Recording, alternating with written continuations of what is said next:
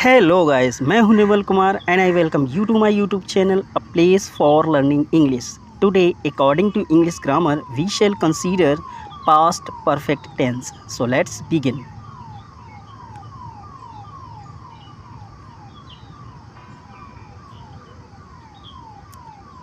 Past perfect tense, चलिए identification से शुरू करते हैं। If at the end of any Hindi sentence words चुका था, चुकी थी, चुके थे अथवा लिया था, किया था, दिया था or given, so this sentence is called past perfect tense.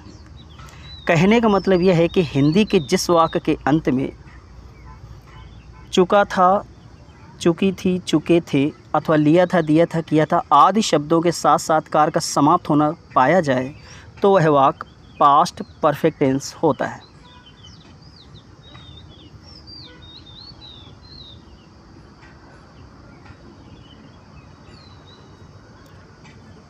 Rule, चलिए अब इस वाक्य को इंग्लिश में चेंज करने का नियम सीखते हैं। While changing such sentence into English, first of all write subject plus helping verb had plus V third means third form of main verb plus object, other words and at the last full stop, and in this way our sentence will be completed। कहने का मतलब यह है कि इस प्रकार के वाक्य को इंग्लिश में चेंज करते समय सबसे पहले सब्जेक्ट यानी कर्ता की इंग्लिश लिखते हैं, फिर सहायक क्रिया जो कि हैड है, चाहे कर्ता एक वचन हो या बहुवचन हो, दोनों में ही केवल हैड सहायक क्रिया लगेगी का प्रयोग करते हैं। उसके बाद वाक्य में दी हुई मुख्य क्रिया का तीसरा रूप लगाते हैं, फिर कर्म लिखते हैं और अंत में अन्य शब्दों को लिखकर फुल स्टॉप लगा देते हैं।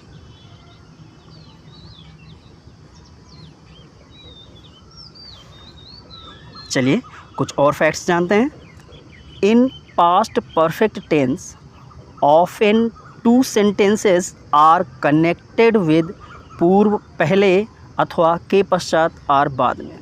कहने का मतलब ये है कि पास्ट परफेक्ट टेंस में अक्सर दो वाक्य पहले या पूर्व अथवा के पश्चात या के बाद में इन दोनों शब्दों में से किसी एक शब्द से जुड़े होते हैं। अगला फैक्ट देखते हैं। One sentence is changed into past indefinite tense and other one into past perfect tense with before और आफ्टर। इन दिए हुए दोनों वाक्यों में से एक वाक्य पास्ट इंडेफिनिट टेंस में बदला जाता है और एक वाक्य पास्ट परफेक्ट टेंस में बदला जाता है और बीच में पूर्व की इंग्लिश के लिए बिफोर लगता है और के पश्चात या के बाद की इंग्लिश के लिए आफ्टर का प्रयोग किया जाता है। आइए नेक्स्ट पॉइंट देखते हैं। यूज़ ऑलरेडी और बिफोर फॉर पहले ही। जब किसी वाक्य में पहले ही शब्द दिया हो तो उसके लिए सहायक क्रिया के बाद ऑलरेडी का प्रयोग किया जाता है या फिर वाक्य को पूरा कंप्लीट लिखने के बाद अंत में बिफोर लिख दिया जाता है। अगला पॉइंट देखते हैं। यूज़ दैट फॉर की। जब कोई वाक्य ऐसा लिखा हो जिसके बीच में की अक्षर दिया हो तो उसकी इंग्लिश के लिए आप दैट का प्रयोग करते हैं। नेक्स्ट पॉइंट देखते हैं। यूज़ बाई फॉर तक। यदि कोई वाक्य ऐसा लिखा हो जिसके अंत में या जिसके बीच में तक शब्द दिया हो तो उसकी इंग्लिश के लिए हम बाई का प्रयोग करते हैं। नेक्स्ट पॉइंट देखते हैं। Use when plus comma for जब तब और तो। अर्थात जब कोई वाक्य जब से शुरू हो और तब से बीच में अंतित हो रहा हो। कहने का मतलब ये है कि जब किसी वाक्य में जब तब शब्द दिया हो तो उसकी इंग्लिश के लिए आप वेन का प्रयोग करें और तब की इंग्लिश के लिए कामा का प्रयोग किया जाता है। नेक्स्ट पॉइंट देखते हैं। यूज़ येस्टरडे फॉर कल। और चूँकि ये वाक्य पास्ट परफेक्ट टेंस का है इसलिए आपको पता ही है कि कल की इंग्लिश के लिए इसमें येस्टरडे का प्रयोग किया जाता है। And now let's consider some examples. पहले पूर्व अर्थात बिफोर। चलिए नियम सीखते हैं और एग्जाम्पल समझते हैं। जब दोनों वाक्यों के बीच में पहले या पूर्व शब्द दिया हो तो उस वाक्य को किस प्रकार पहचानते हैं कि कौन सा वाक्य किस टेंस में बनता है और कौन सा वाक्य पहले बनाते हैं, ये देखते हैं। तो आप देखते हैं सेंटेंस, सुधीर के स्कूल जाने से पहले या पूर्व रेखा खाना पका चुकी थी।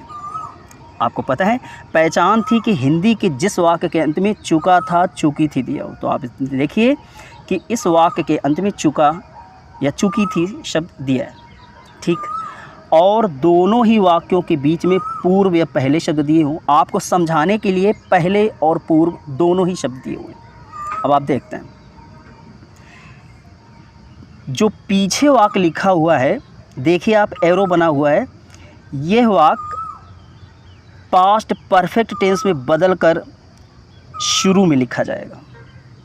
और जो शुरू में लिखा हुआ वाक्य सुधीर के जाने से, इस वाक्य को पास्ट इंडेफिनिट टेंस में बदलकर पीछे जोड़ा जाएगा। और पहले और पूर्व की इंग्लिश के लिए बिफोर लिखा जाएगा। तो आपको बात समझ में आई? स्टूडेंट्स एक बार पुनः सुने कि जब दोनों ही वाक्यों के बीच में पहले या पूर्व शब्द दिया हो तो जो वाक्य पीछे लिखा होता है उस वाक्य को पास्ट परफेक्ट टेंस में बदलकर शुरू में लिखते हैं। जो वाक्य शुरू में लिखा होता है उस वाक्य को पास्ट इंडेफिनिट टेंस में बदलकर पीछे लिखते हैं। और पहले या पूर्व की इंग्लिश के लिए बिफोर का प्रयोग किया जाता है। तो आप चलिए सेंटेंस देखते हैं। तो रेखा खाना पका चुकी थी, तो अब इस वाक्य को बनाते हैं।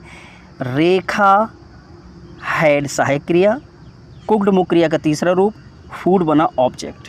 तो इस प्रकार ये वाक्य बन गया, रेखा हैड कुक्ड फूड।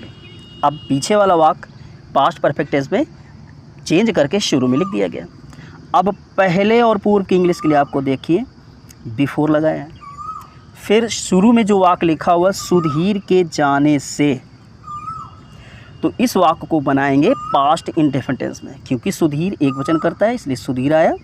फिर आप जानते हैं पास्ट इंडेफिनिट टेंस में क्रिया का सेकंड फॉर्म लगता है, तो वेंट टू किया गया और स्कूल लिखकर अंत में फुल स्टॉप लगाया गया।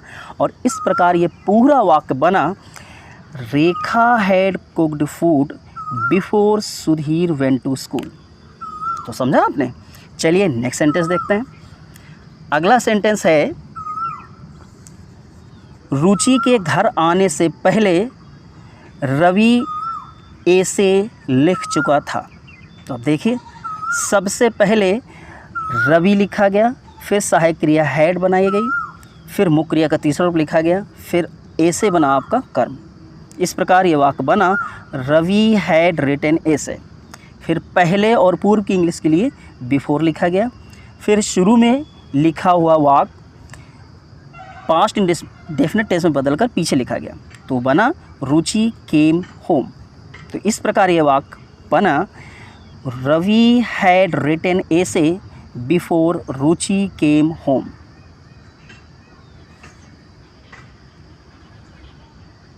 चलिए अब ऐसे एग्जाम्पल देखते हैं जिसके बीच में के बाद या के पश्चात शब्द दिया हो। अब देखिए वाक्य है, सुधीर के स्कूल जाने के बाद या के पश्चात रेखा ने खाना पकाया था। अब देखिए इन दोनों ही वाक्यों के बीच में के पश्चात या के बाद शब्द दिया है, ठीक है, अच्छी बात। तो अब इसमें थोड़ा सा ट्विस्ट ये होता है कि जब वाक्य के बीच में के बाद या के पश्चात दिया होता है तो जो वाक्य पीछे लिखा होता है उस वाक्य को पास्ट इंडेफिनिट टेंस में बदलकर शुरू में लिखते हैं। गौर फरमाएं कि जिस वाक्य के बीच में पहले शब्द लिखा होता था उस वाक्य का पीछे वाला वाक्य पास्ट परफेक्ट टेंस बदलकर शुरू में लिखा हो जाता था। अब इसमें देखें कि जब वाक्य के बीच में के बाद या के पश्चात दिया है तो पीछे वाला वाक्य लिखा तो शुरू में ही जा रहा है, लेकिन पीछे वाले वाक्य को पास्ट इंडेफिनिट टेंस में बदलकर शुरू में लिखा गया है, यही अंतर होता है। और जो शुरू में वाक्य लिखा हुआ है सुधीर के स्कूल जाने के बाद, इस वाक्य को पास्ट परफेक्ट टेंस में बदलकर पीछे जोड़ दिया गया। और के बाद या के पश्चात की इंग्लिश के लिए आफ्टर लगाया गया। तो चलिए इस वाक्य को भी देखते हैं। रेखा ने खाना पकाया।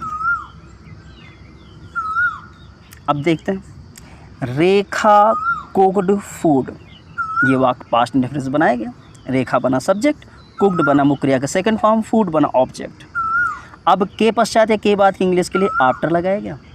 फिर सुधीर के स्कूल जाने, इस वाक्य को पास्ट परफेक्ट टेंस बदलकर पीछे जोड़ा गया। देखिए, सुधीर सब्जेक्ट बना, हैड सहायक क्रिया लगी, गॉन मुख्य क्रिया का तीसरा रूप लिखा गया और टू स्कूल बना ऑब्जेक्ट। इस प्रकार ये पूरा वाक्य Rekha cooked food after Sudhir had gone to school बन गया। नेक्स्ट सेंटेंस देखते हैं। Ravi wrote essay after Ruchi had come home. तो आपने समझा कि जब दोनों वाक्यों के बीच में पूर्व दिया होता है तो क्या चेंजेस किए जाते हैं, और पहले दिया होता है अर्थात बाद में शब्द दिया होता है तो क्या चेंजेस होते हैं। एंड नाउ आई थिंक आप सब ने पास्ट परफेक्ट टेंस को अच्छे से सीख और समझ लिया है। So thanks for watching this video.